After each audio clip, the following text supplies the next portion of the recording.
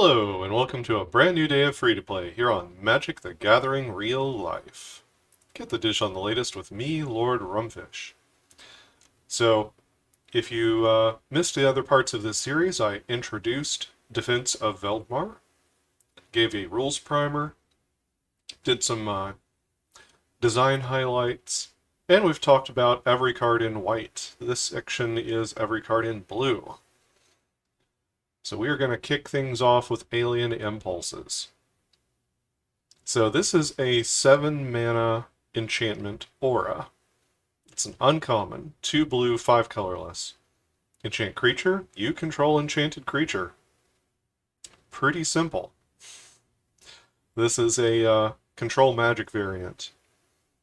So 7 mana is a lot, but the limited environment of Defense of Veldmar, it's a little bit faster than Wastes of Veldmar, but I think it's still slow enough that if you have some ramp or if you have a more controlling deck, you can reach this point in the game and cast your giant spells like this one. And this should be worth the 7 mana investment.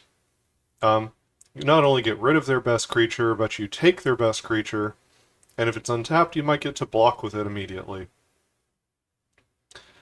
So, all the way around, I think this spell is very strong.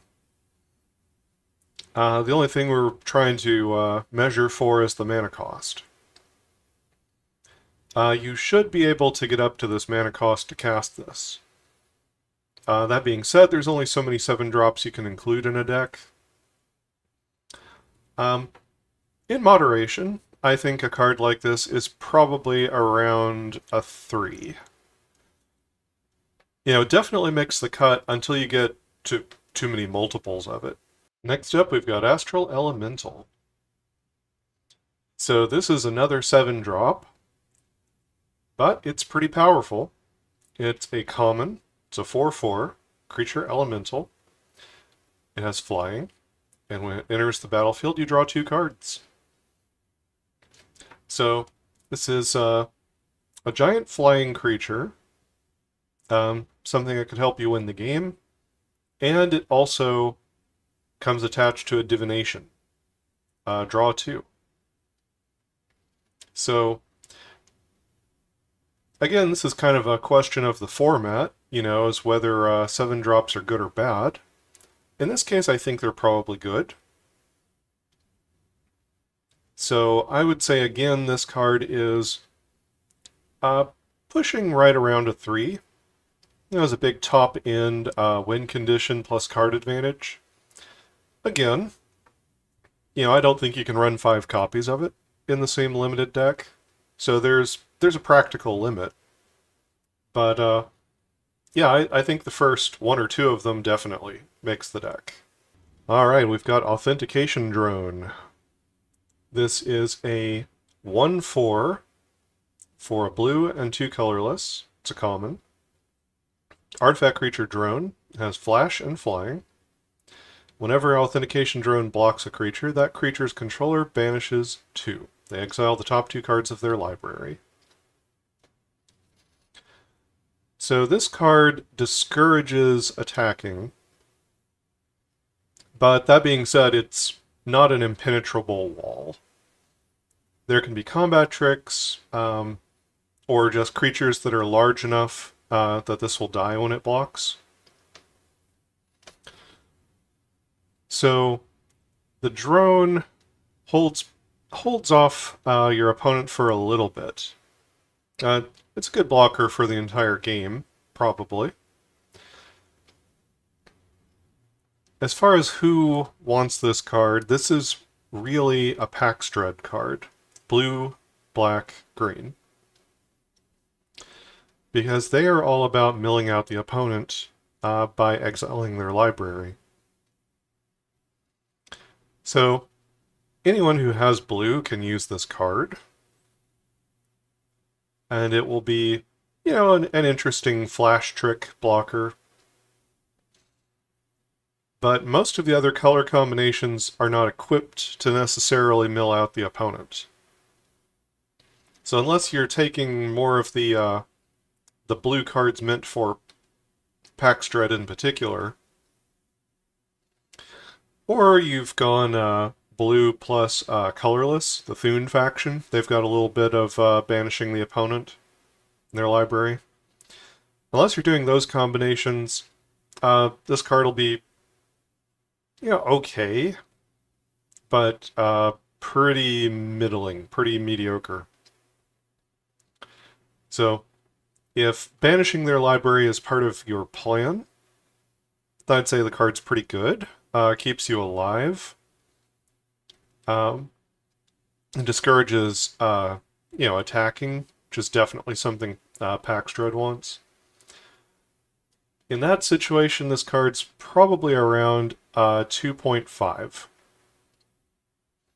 For everyone else, I'd say this card's a 1.5. Book Drop. This is a 4 mana instant uncommon. You draw 2 cards, then discard a card. If you discard a non-land card this way, return up to 1 target creature to its owner's hand.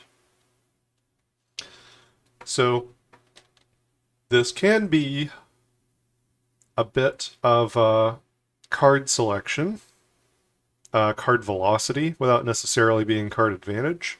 It can also be a tempo play where you're bouncing, one of their biggest or best creatures.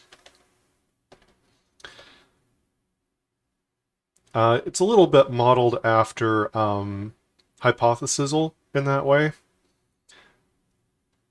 Now, the problem, of course, is that you have to let go of a non-land card. This serves a sneaky purpose within the set as a designer. I wanted to ensure that people were hitting their land drops so they could get up to the giant spells and giant creatures of the format. You can't do that if you're filtering away all of your lands. So, this spell encourages you to actually hold lands rather than to hold spells. So you should keep pushing forward towards your big end game if you cast this. This is not the most powerful spell, but it's a bit of card filtering, card velocity that's attached to, a combat trick, an unsummon. Sometimes you can save your own things with it as well. Clumsy Janitor. Have you ever seen the movie UHF? That was a Weird Al Yankovic's movie. So in that movie, there's a very young actor who plays a janitor who would later go on to be Kramer on Seinfeld. The movie's pretty great. So, Clumsy Janitor here is a blue and 2 colorless for a 3/1 uncommon human citizen. He's got Bulwark 3, so whenever he attacks, he gets +0/+3. So the card blocks as a 3/1, it attacks as a 3/4. It's actually pretty beefy for a blue creature. When he enters the battlefield, you banish 2, tap target creature an opponent controls, and put a stun counter on it, then create a trash token. So the faction that wants this card the most is Zarnik. He's doing self-banishing your library and providing you with a trash token.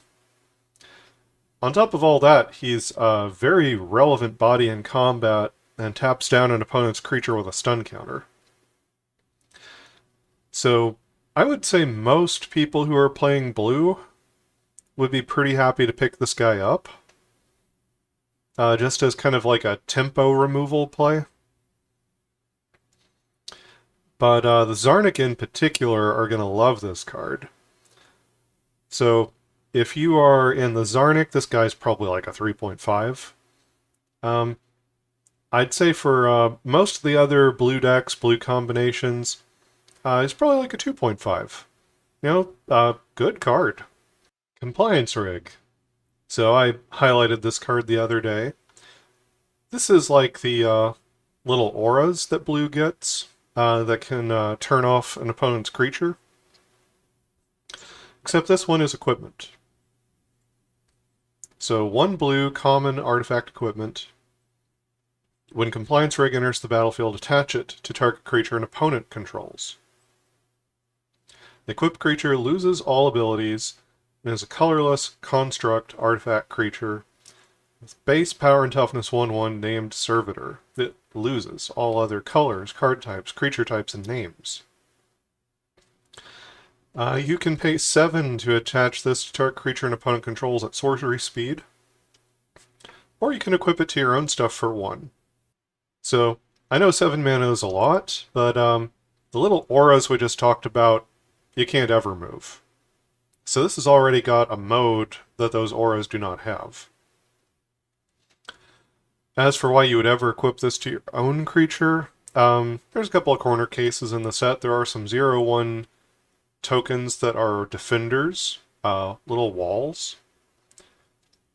If you equip this to one of those, it would lose defender and become a 1/1. Or there's a planeswalker in the set that makes 1/1 illusions that you sacrifice on your upkeep. If you equipped one of those, it would lose the sacrifice text. So there's a couple of niche applications where you might equip your own creature with this thing, but mostly this is to lock down the opponent's creatures. I think it's going to play pretty well. If you're in blue and you're looking for removal, this is about as cheap and easy as it gets. It's probably about a 3. Consortium Archives. This is a mythic rare. Blue and a colorless enchantment. At the beginning of your draw step, you may draw an additional card. If you do, choose a card in your hand drawn this turn. Banish 4, or put the card on top of your library.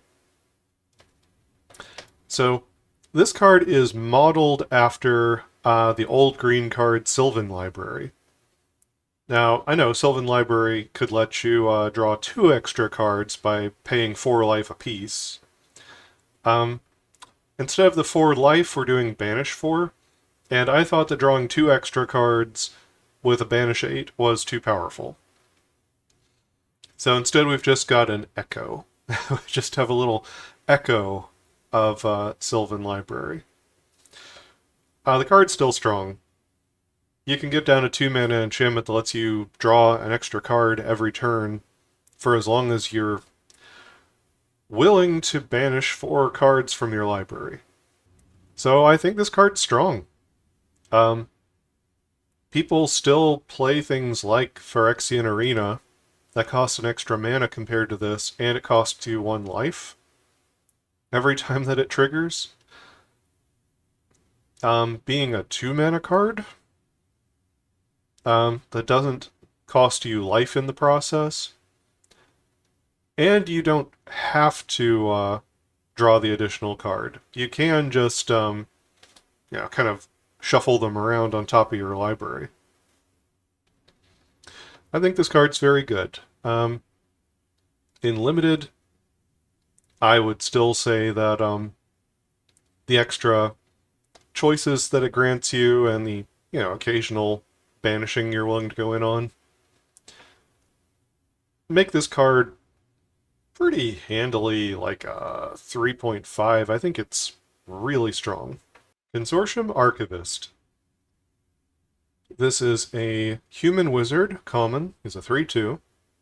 He has Bulwark 1 and Vigilance. So he blocks as a 3/2. He attacks with Vigilance as a 3/3. Again, pretty beefy for a blue creature.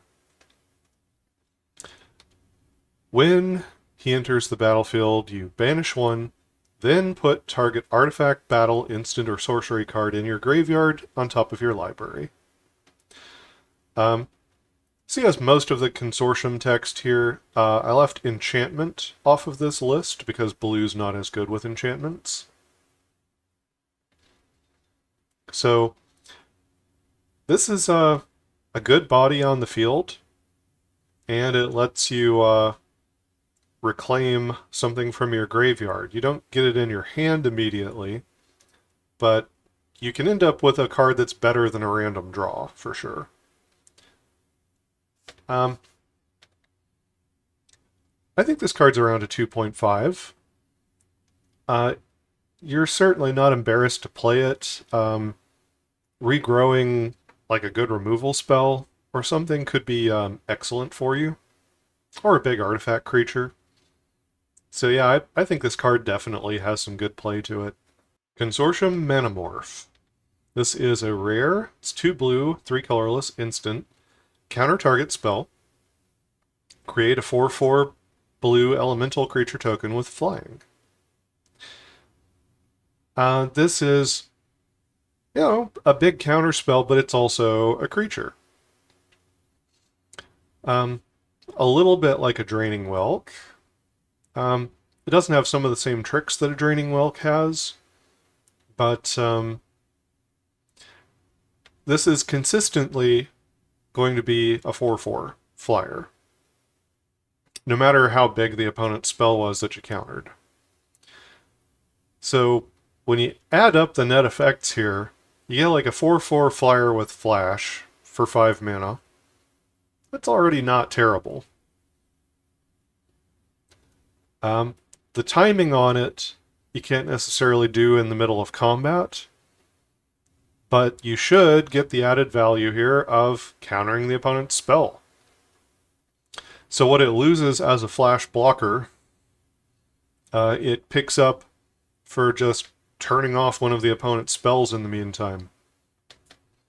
If they play anything before combat, now they have to deal with this extra blocker in the combat step. I think this spell is probably pretty strong. 5 mana counter spells are sometimes too clunky, but attached to a 4/4 flying body, I feel like it's going to be good. In limited in particular, this is just a wrecking ball of a play. This is a terrible thing to be hit with in limited. Probably around a 4. Probably around a 4 in limited. It's just a massive swing in your favor. Deep Serpent. So this is common, 4/6 Serpent for blue and 5 colorless. And that's it. It's a vanilla creature. So, like I was saying about Silent Giant in white, it's nice to be able to ratchet back the complexity when you're designing a set. This set does have its complexities. There's a lot of different tokens. So, making a vanilla creature lets us pull things back a little bit. It's easier to parse the cards when you're drafting a set.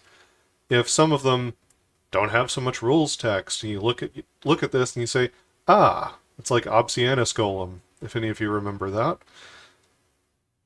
And they get to, very easily parse that that's what this card is and move on to the rest of the pack.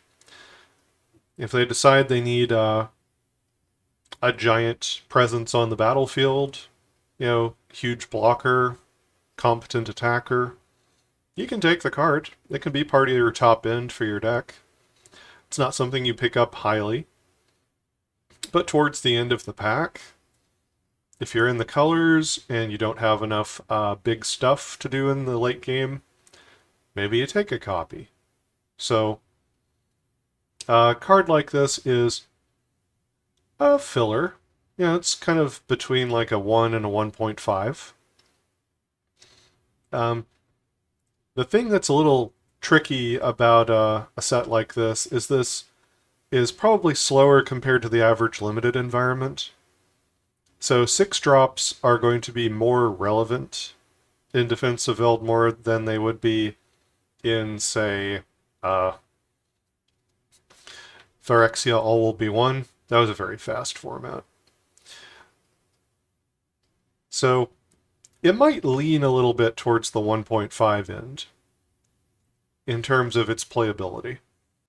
Dominator of the Least. This is a 2/1 for a blue and 2 colorless uncommon. It is a horror. It has flying. When it enters the battlefield, you flip a coin. If you win the flip, you get a 1/3 green elf creature token with tap add green. If you lose the flip, create a 1/1 white human creature token.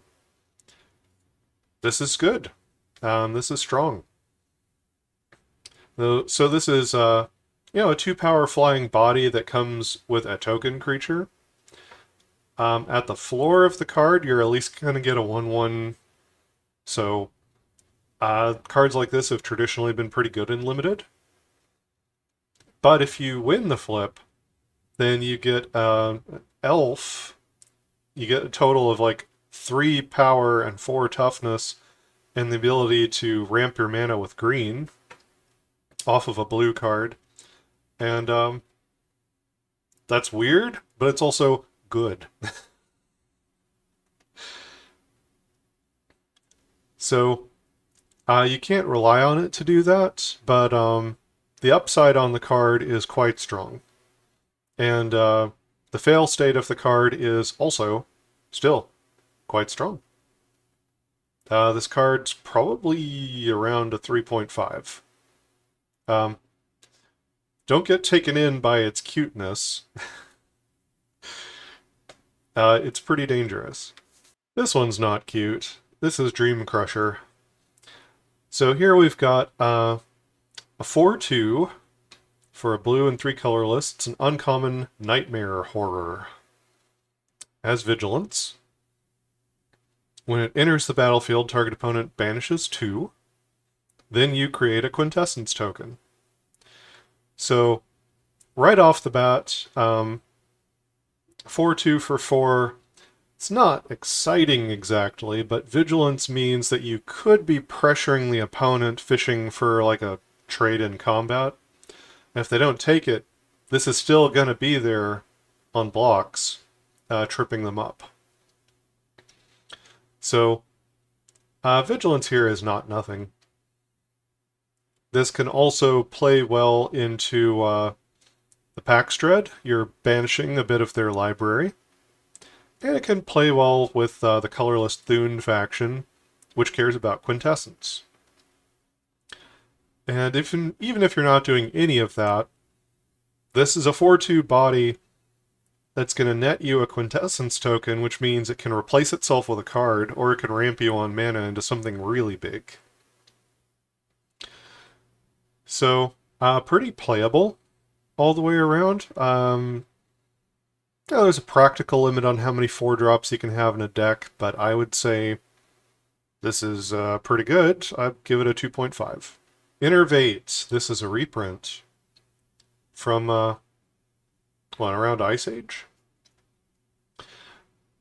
It's a blue and a colorless instant. It's a common. You tap target artifact, creature, or land. Draw a card at the beginning of the next turn's upkeep. So this isn't the most powerful tap effect ever. Most cards like this people play nowadays, they would hope it would add a stun counter or something. One of the interesting aspects of this card is it can hit a land, as well as an artifact or creature.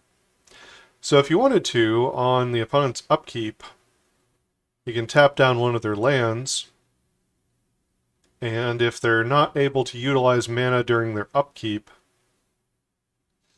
then it's almost like you've tempoed them a little bit with like tempo land destruction. And it didn't cost you that much mana. You get to draw a card when it gets back to your upkeep. So that can be an interesting play with Innervate. I would say more often, it's the beginning of combat on the opponent's turn. You tap down their best attacker. Now they don't have access to it. It's serviceable. It's not great, but it replaces itself with a card, and it's cheap. So I think it sees some amount of play.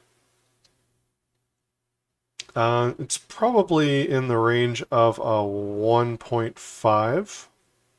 Yeah, we'll go with that. Far Realm Mimic. This is a 2/1 for a blue and a colorless. It's a common.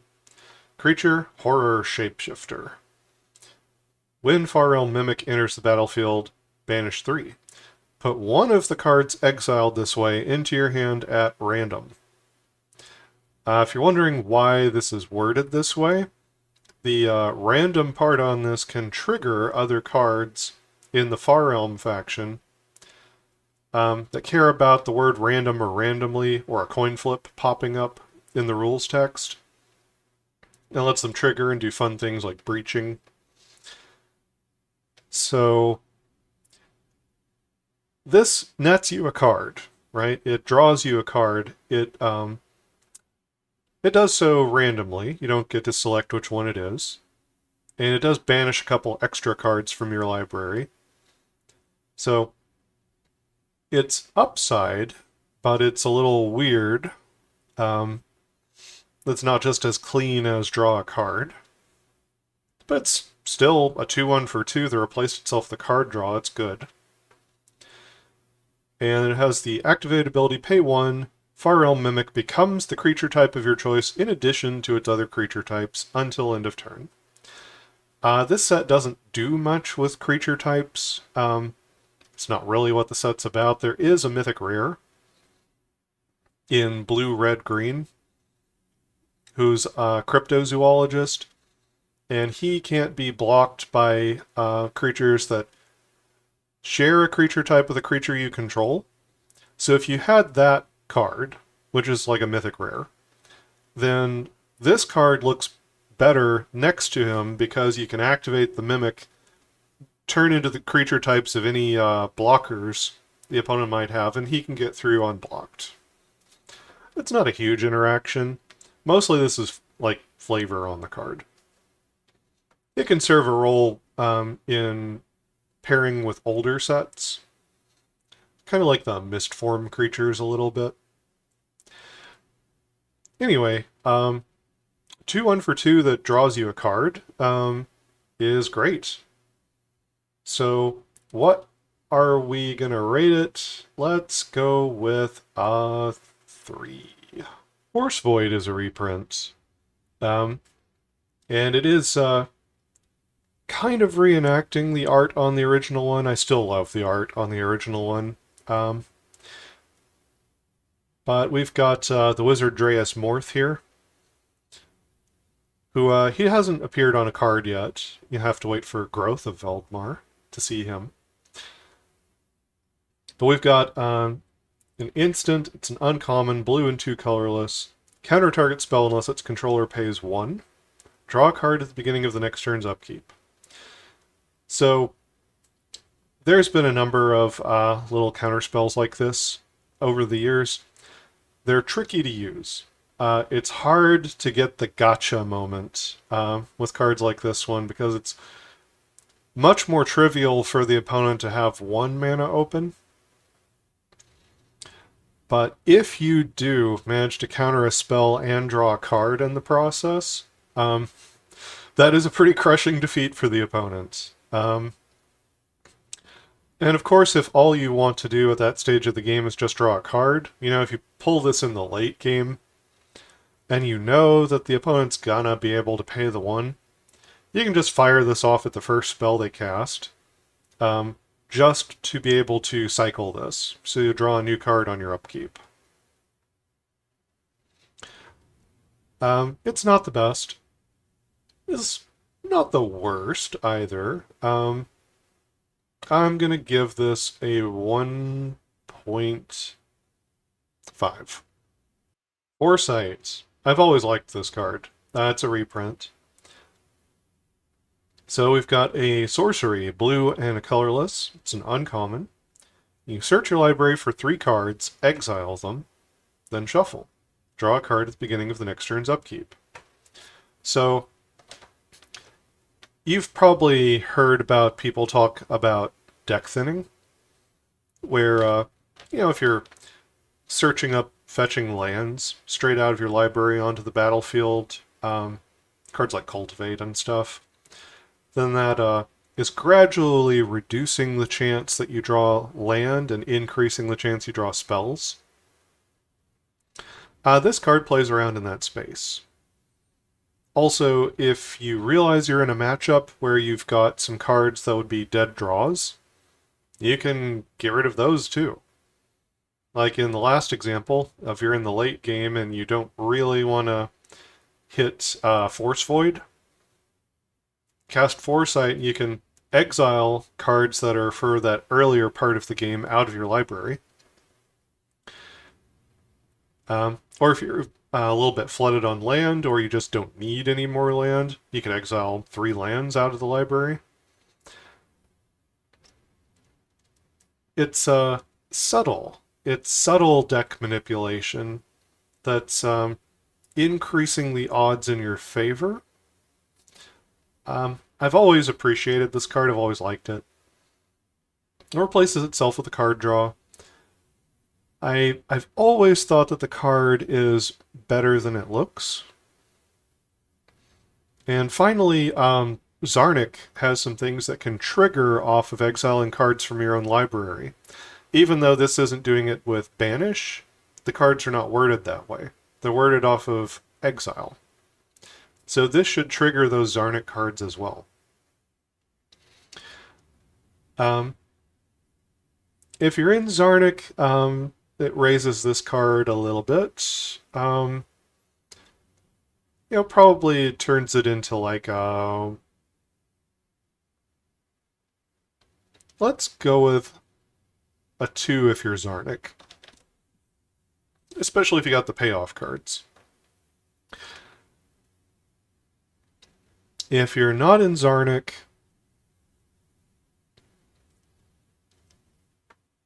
I still think cards around the 2 mana range that help you cycle through the deck or manipulate the deck in any way are extremely useful to be able to hit your land drops in the early game. So I still think Foresight could serve a good role. I'm not going to rate it lower than a 1.5. I probably should, but I'm not going to. I really appreciate what this card does. Garbage Porter. So this is a 2/1 human citizen for a blue and a colorless. He's a common. When Garbage Porter enters the battlefield, banish 1, then create a trash token. This is a Zarnik card. Checks all the boxes for things that Zarnik is doing. They want trash, they want self-banish. Is it totally a Zarnik card through and through. It's serviceable if you're in other blue decks. It's a 2-power, 2-drop. Gives you an artifact token. So it's not useless for other people, but it's very forgettable. So if you're Zarnik, yeah, this is a good pickup. I probably as much as a 3 if you're Zarnik. If you're not Zarnik, it drops way down. Probably into the range of a 1.5. Glittering Fairy. This is a 1/1 Fairy Rogue for a blue and a colorless. She's an uncommon. She has flying. When Glittering Fairy enters the battlefield, draw a card. Then you may discard a card to create a treasure token. If you did not discard a card, you banish 2. There's a lot going on right there. So we've got a 2-drop here. You can draw and discard and get a treasure, and that alone would already be quite good. You're fixing your mana, you're filtering through cards, you're getting an artifact. There's a lot of positive stuff going on there, but she's got this other mode where you can say, no, I want to discard. I want to just draw. If you do that, you don't get the treasure token, and you banish 2.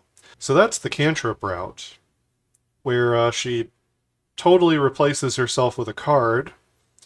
You exile 2 off the top. If you're Zarnik, you might benefit from exiling the cards.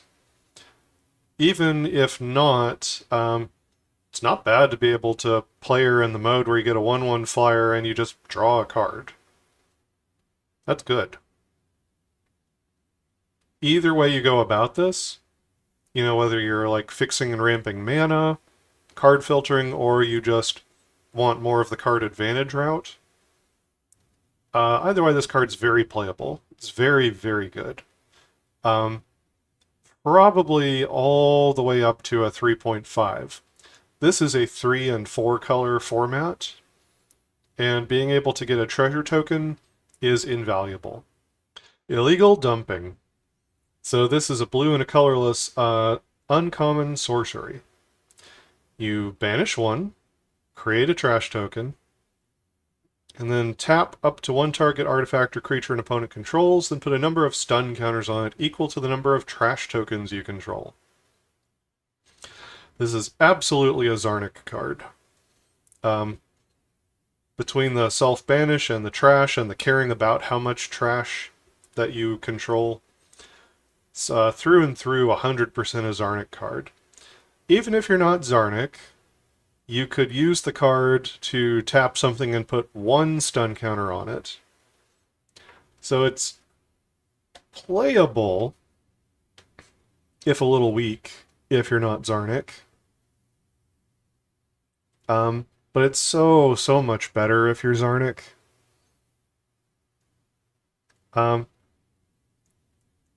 If you're prioritizing trash production as part of the Zarnik deck, this card's probably at least a 2.5.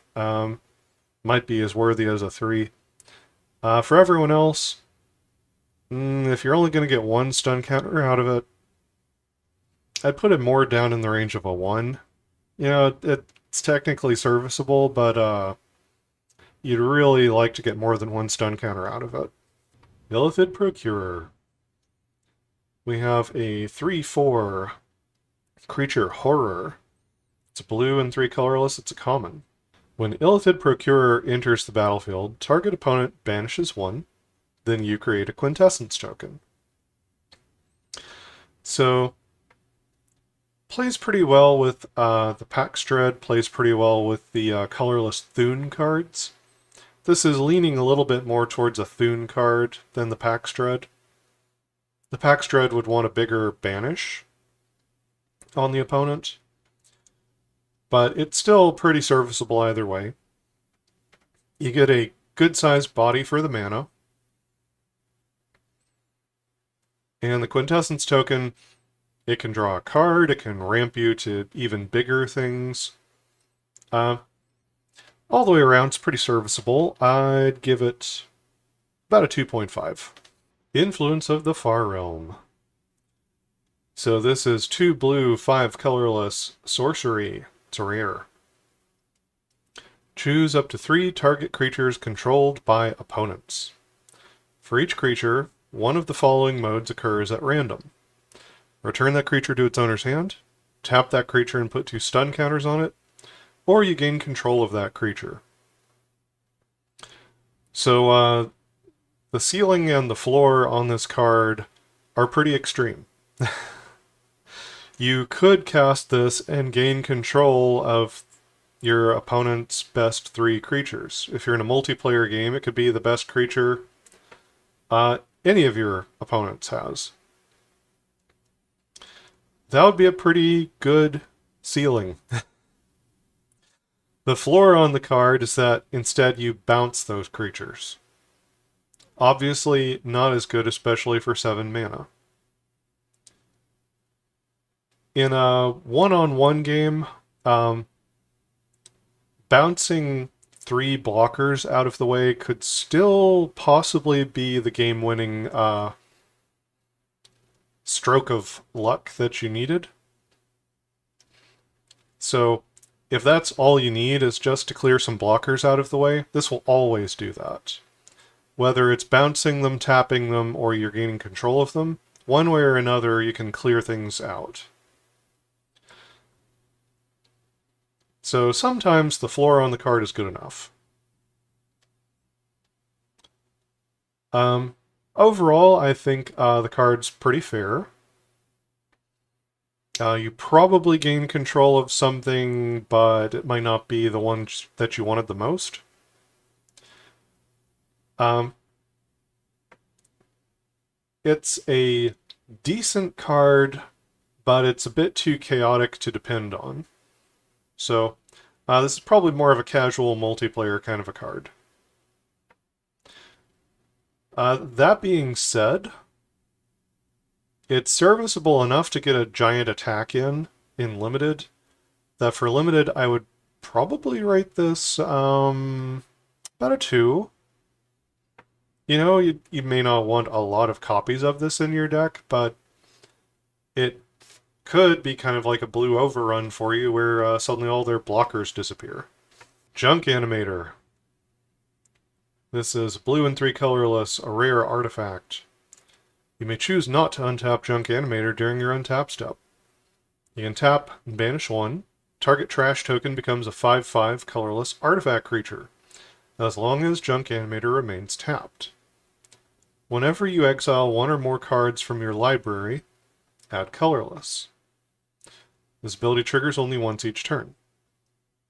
So, this is a strange card, but it can turn your trash tokens into 5/5s.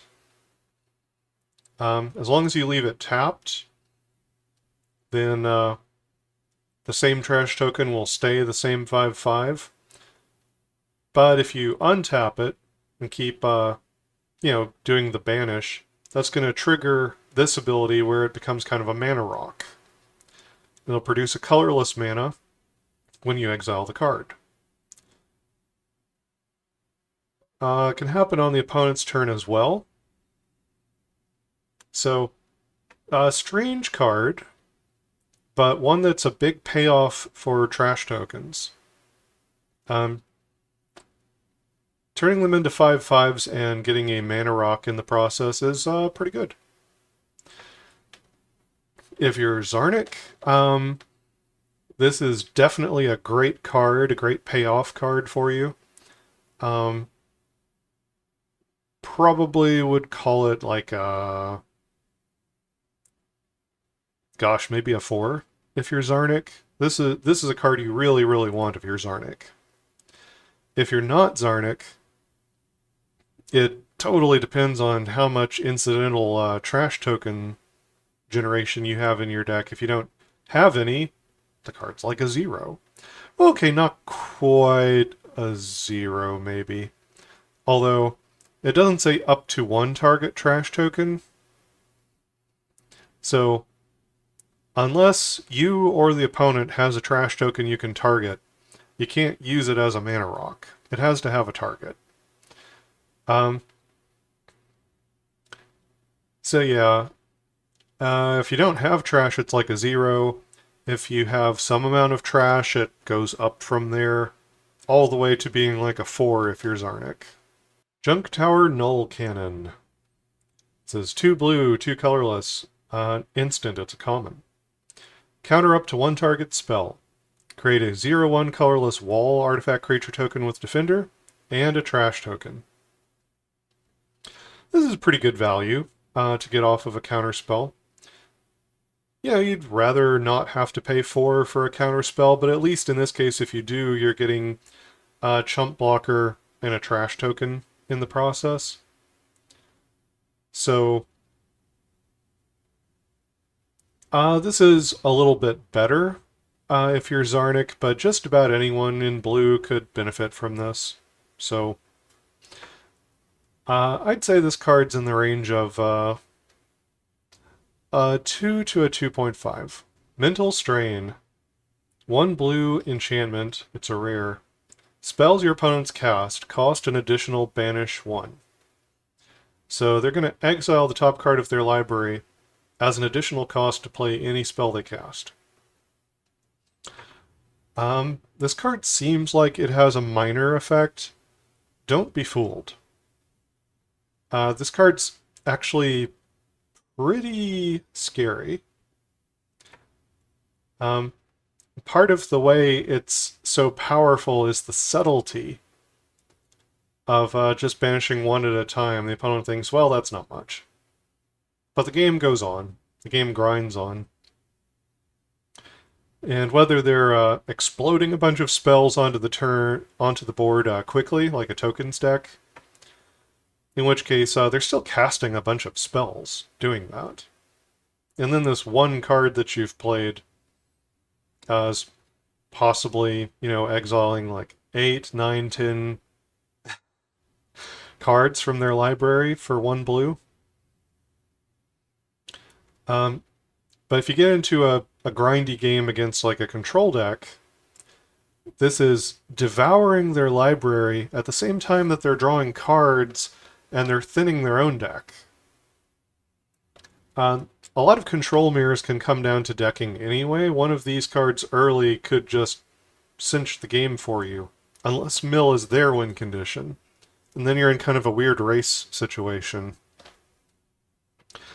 In limited, I think much the same.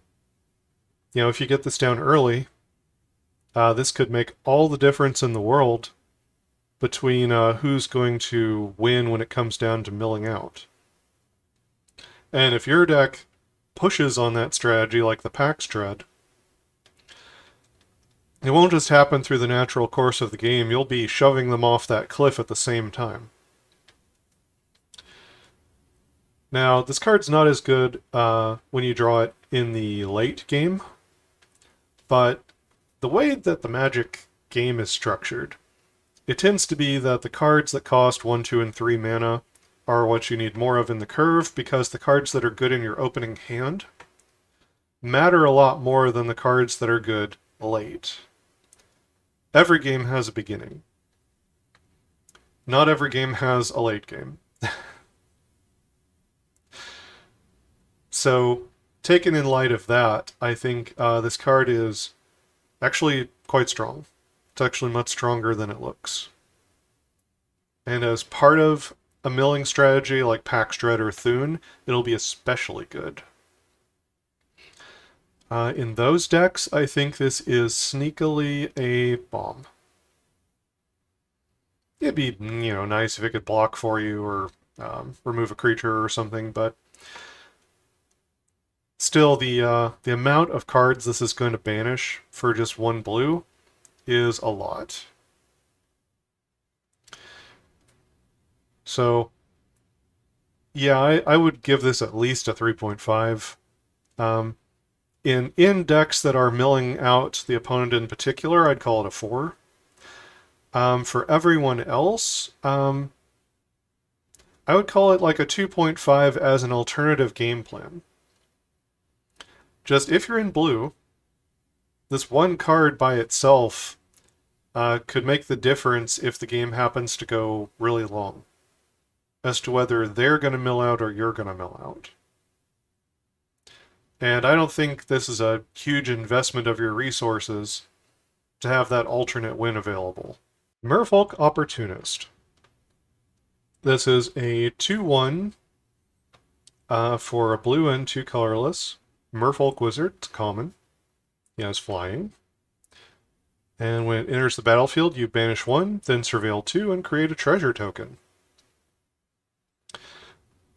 This card is just generally useful. This is a 3 to 4 color format, so this card being able to accelerate and fix your mana, even just the once, is really handy. The banish could be useful for Zarnik, the treasure could be useful for artifact synergies. Their surveil is good no matter who you are. So this is just a really flexible, really handy card no matter what blue deck you happen to find yourself in. This card's probably pushing a 3. Everyone could use surveils and treasures. And a 2-power flyer is pretty good when it's attached to those things. So, yeah, we'll give it a 3. Nullify Thoughts. 1 blue, instant, it's an uncommon. Target opponent banishes 3. You draw a card. You don't have to wait on this card.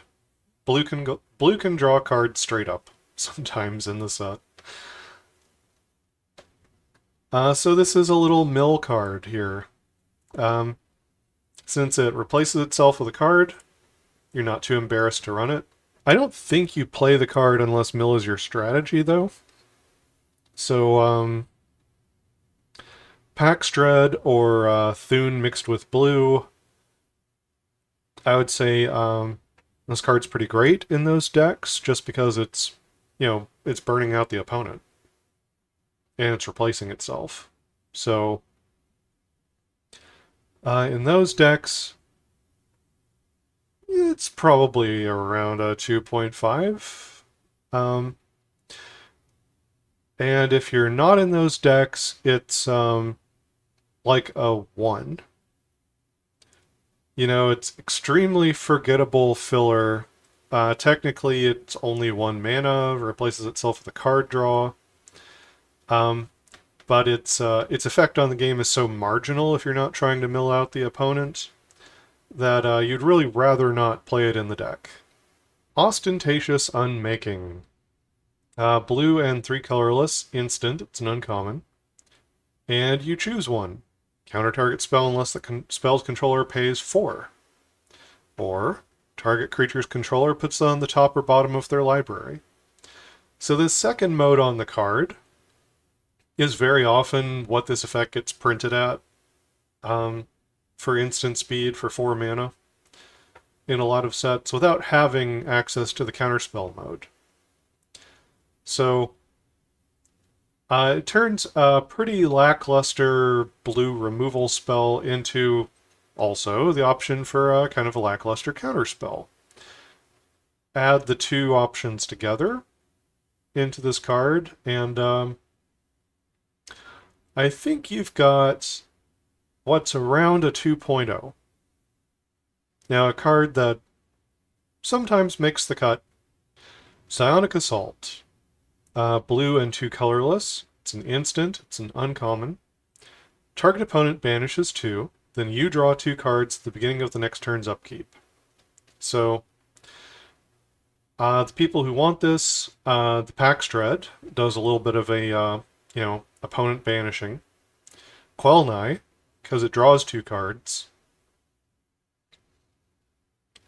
Or blue mixed with Thune for a little bit of opponent banish. Obviously, anyone could benefit from, a divination kind of effect. It's not at sorcery speed, which is kind of nice. You can invest the mana at the end of the opponent's turn. You see 2 fresh cards on your own upkeep. And that's pretty good timing.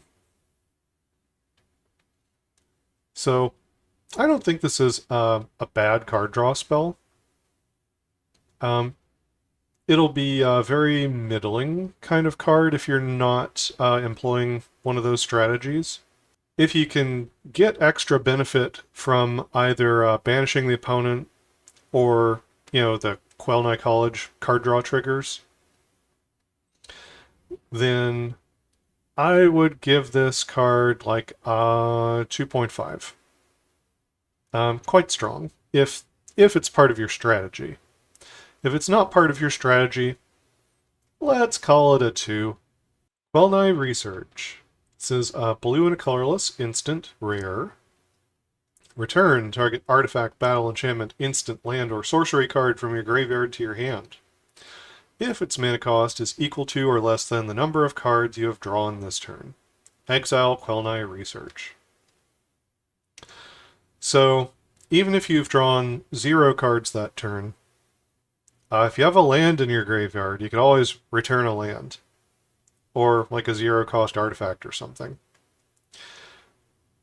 So there's always that mode. So if you've popped a fetch land, you're on the opponent's turn, you haven't drawn any cards for the turn, you could get that land from your graveyard back. And that's not nothing. If you're able to engineer a situation where you've drawn several cards, there's cards that draw on the opponent's upkeep, stuff like that, you could end up in a situation where you get back something that costs, 3-4 mana, even on the opponent's turn. Usually it'll be something pretty small, pretty cheap. But that's up to you to engineer the situation. And I think the ability to return a fetch land is pretty good on its own. Now in the limited environment, there won't be fetch lands, so not as good in limited as constructed, probably. If you're really pushing to get the Quell stuff to trigger, then it could be a moderately playable card. Or if you're milling yourself with trash tokens and such. A little bit hard to get it to fire in limited. We'll call it like a 1. Random Polymorph. This is a blue and 2 colorless instant, common. Exile target artifact or creature. That permanent's controller creates one of the following tokens at random. A 1/1 red goblin, 1/3 green elf with tap add green, a 3/1 black horror creature token, or a 4/4 blue elemental creature token with flying. So, unlike the original Polymorph, where you'd flip cards off the top until you revealed a creature to replace it with, this one is not as swingy, is not as much of a combo piece, but that means it doesn't have to be like an upper rarity card either. Everything it does is self-contained here. Most of the time, you're going to be turning your opponent's creature into something much worse.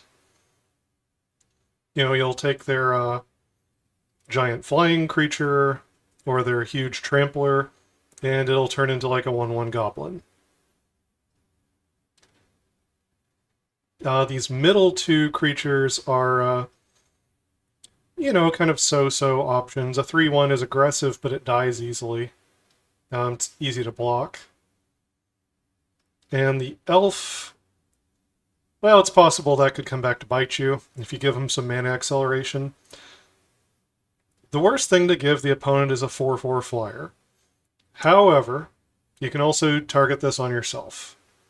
So if the opponent's pointed a removal spell at something of yours and you think it'd be worthwhile, you can gamble, try the random polymorph and see if you can turn it into something better.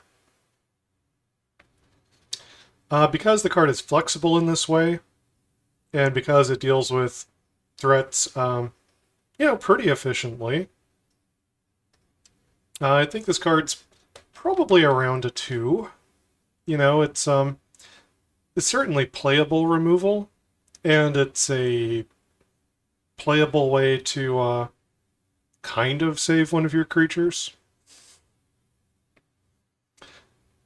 It's not an amazing spell, but it's also not the worst. Sphinx of 5 choices. This is a blue and 4 colorless. It is a 5/1 flying Sphinx. It's an uncommon. When Sphinx of 5 choices enters the battlefield, return target artifact, battle, enchantment, instant, or sorcery card from your graveyard to your hand. Then if you return a battle or enchantment card this way, banish 5. So, blue is not as good with enchantments, and it's not exactly established which colors are going to end up being the best with battles. In March of the Machine, blue had a card that could regrow a battle to the top of their library, but that's not the same as regrowing it to your hand. So, if you choose an artifact, instant, or sorcery, you don't have to do the banish 5. Either way, the Sphinx lets you get back a card from your graveyard. It dies very easily, but it has a lot of power. It could certainly trade well blocking something with flying, or something on the ground for that matter.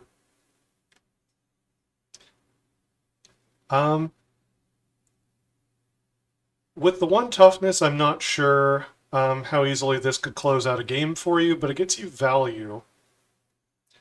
And between being a big flying creature and gaining you value, I would say this is probably in the range of being like a 2.5. You know, maybe you can't run an infinite number of them, maybe sometimes you have better things to do, but if this pulls back a card from the graveyard for you, then you're pretty happy to have it in your deck. Test the hypothesis. This is blue and 2 colorless, it's an instant, common. You create a quintessence token, and you draw a card at the beginning of the next turn's upkeep. So the quintessence token can ramp you, or it can be another card draw. So this card's kind of like a draw 2 at instant speed, but it's also kind of like making a treasure token and drawing a card.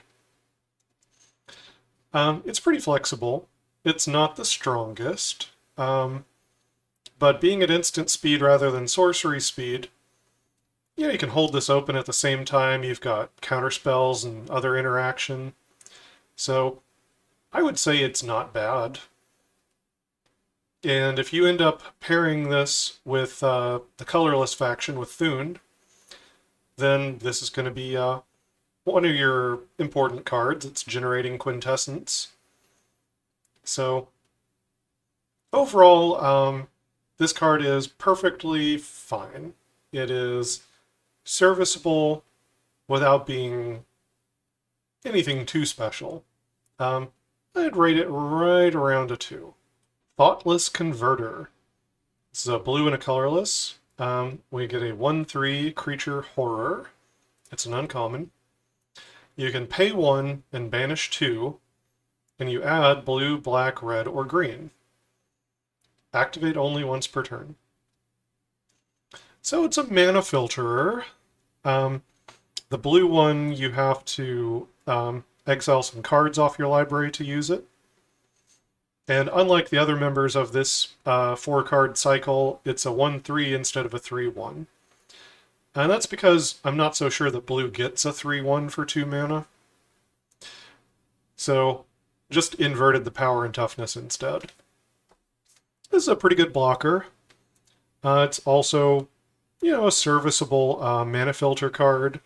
It's not amazing or anything. The banishing can trigger your Zarnik cards for you, but obviously it's meant to play into the far realm with the colors that it converts. So you know for yourself if you need to go this deep on having access to your colors.